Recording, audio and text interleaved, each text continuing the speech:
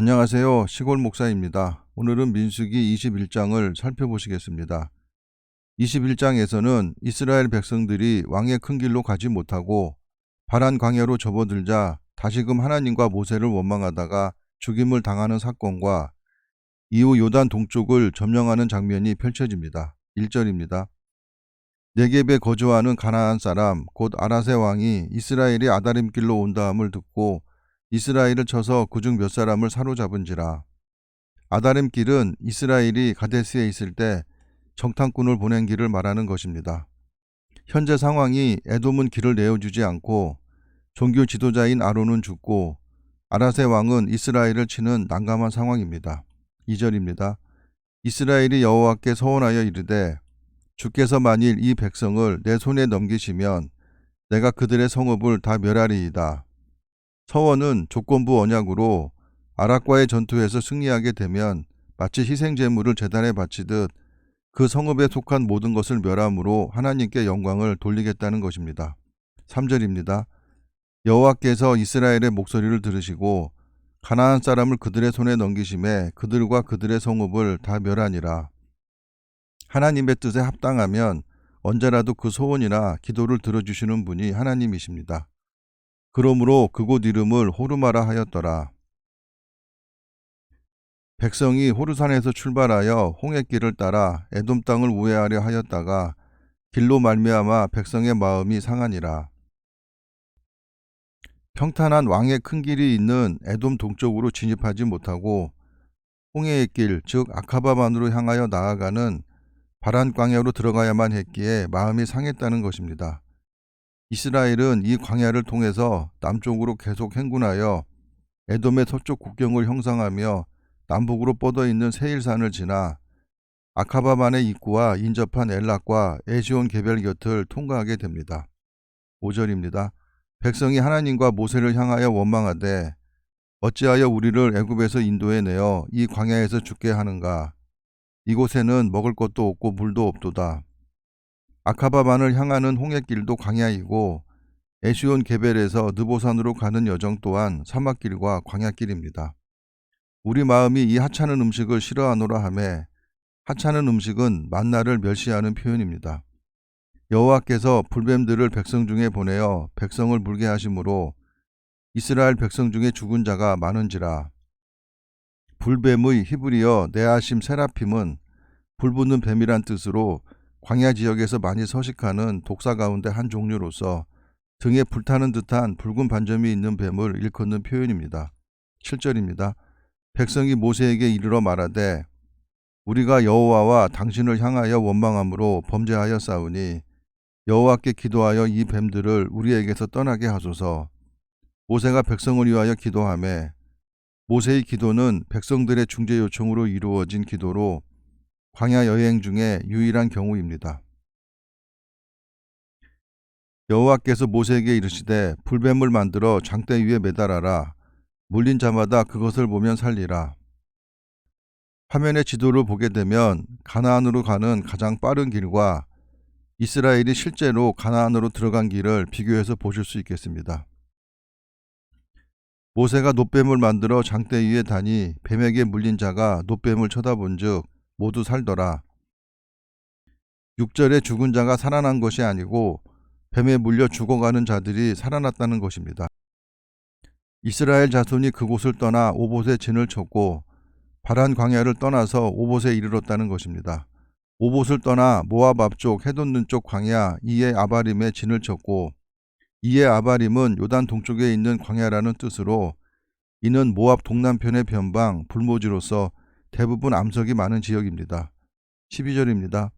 거기를 떠나 세렉 골짜기에 진을 쳤고 세렉 골짜기는 사해바다로 흘러 들어가는 작은 개울을 말하는 것입니다. 13절입니다. 거기를 떠나 아모리인의 영토에서 흘러나와서 광야에 이른 아르논강 건너편에 진을 쳤으니 아르논은 모압과 아모리 사이에서 모압의 경계가 된 곳이라.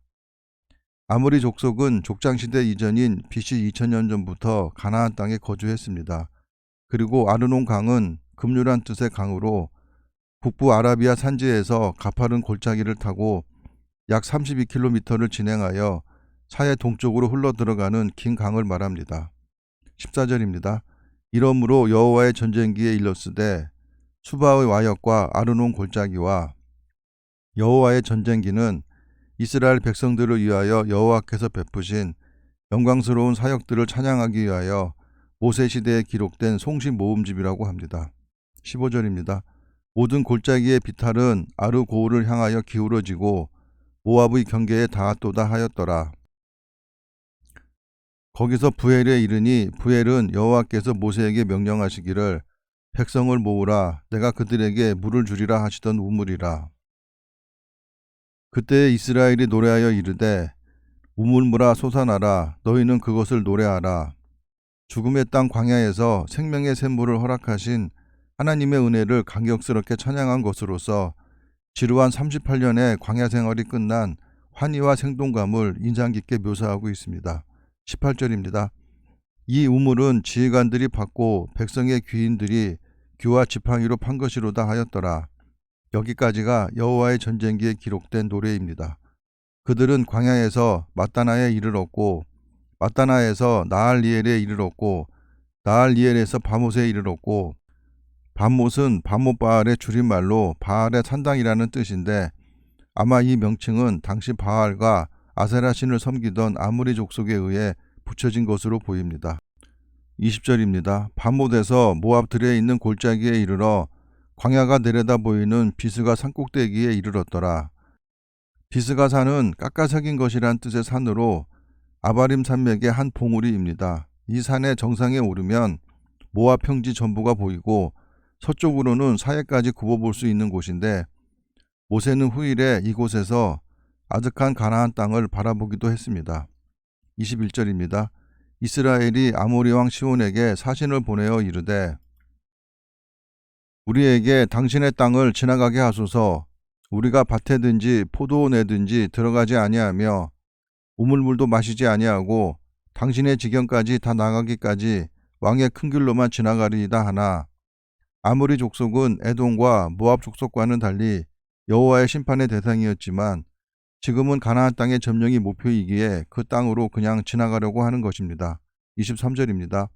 시온이 이스라엘이 자기 영토로 지나감을 용납하지 아니하고 그의 백성을 다 모아 이스라엘을 치러 광야로 나와서 야하스에 이르러 이스라엘을 치므로 신명기 2장 24절을 보면 시온의 선제 공격이 그들을 멸하시려는 하나님의 섭리였다는 것을 알 수 있습니다. 24절입니다. 이스라엘이 칼날로 그들을 쳐서 무찌르고 그 땅을 아르논에서부터 야복까지 점령하여 암몬 자손에게까지 미치니 암몬 자손의 경계는 견고하더라. 아르논에서 야복까지라는 말은 아모리 남왕국 전체를 말하는 것입니다.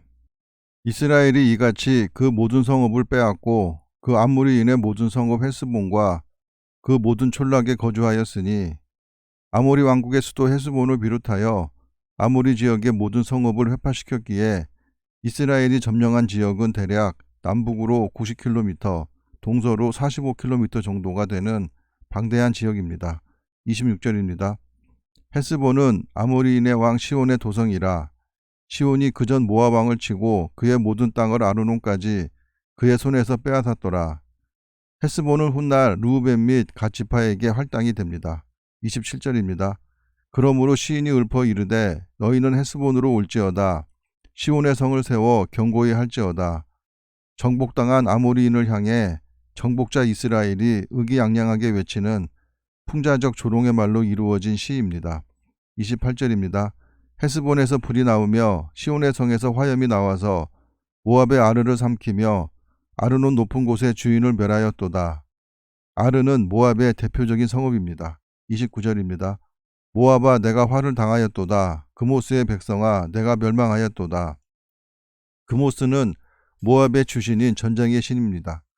그가 그의 아들들을 도망하게 하였고 그의 딸들을 아모리인의 왕 시온의 포로가 되게 하였도다.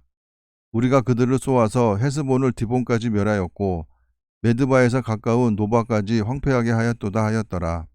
메드바는 남단에 있는 성읍이고 노바는 북단에 있는 성읍입니다. 31절입니다. 이스라엘이 아모리인의 땅에 거주하였더니 모세가 또 사람을 보내어 야셀을 정탐하게 하고 그 촌락들을 빼앗고 그곳에 있던 아모리인을 몰아내었더라. 그들이 돌이켜 바산길로 올라가매 바산왕 옥이 그의 백성을 다 거느리고 나와서 그들을 맞아 에드레이에서 싸우려 하는지라. 옥이란 이름의 의미는 정확하지는 않으나 바산 사람들이 숭배하는 어떤 우상에서 유래한 것으로 보입니다. 옥은 길이 4.1m, 너비 1.8m의 철침대를 사용했다고 합니다. 그리고 에드레이는 바산 근처 야르묵강의 남쪽 절벽 위에 세워진 성읍입니다. 당시 바산에는 르바임 족속이 살고 있었는데 이들은 장대하고 체력이 강했다고 합니다. 34절입니다.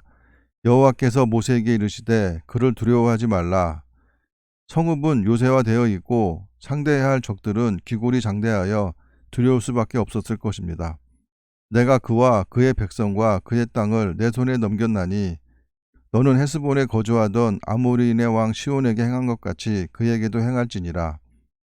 이에 그와 그의 아들들과 그의 백성을 다쳐서 한 사람도 남기지 아니하고 그의 땅을 점령하였더라.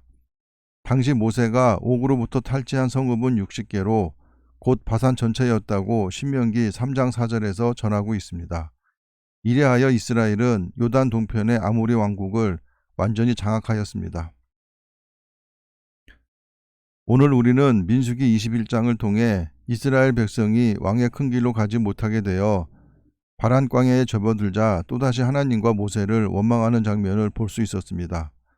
우리도 살아가면서 어려운 길에 접어들었다고 느끼는 순간 하나님을 원망하지는 않았는지, 그리고 하나님에 대해 불신한 적은 없었는지 우리의 삶을 되돌아보아야 하겠습니다. 하나님의 방법은 그 순간에는 느리고 인간의 이성과 지식으로는 이해할 수 없는 것들이 있을 수 있으나 시간이 지나고 나서 보게 되면 하나님의 방법은 늘 모든 것이 합력하여 선을 이루어 갔다는 것을 우리가 깨달을 수 있을 것입니다. 감사합니다.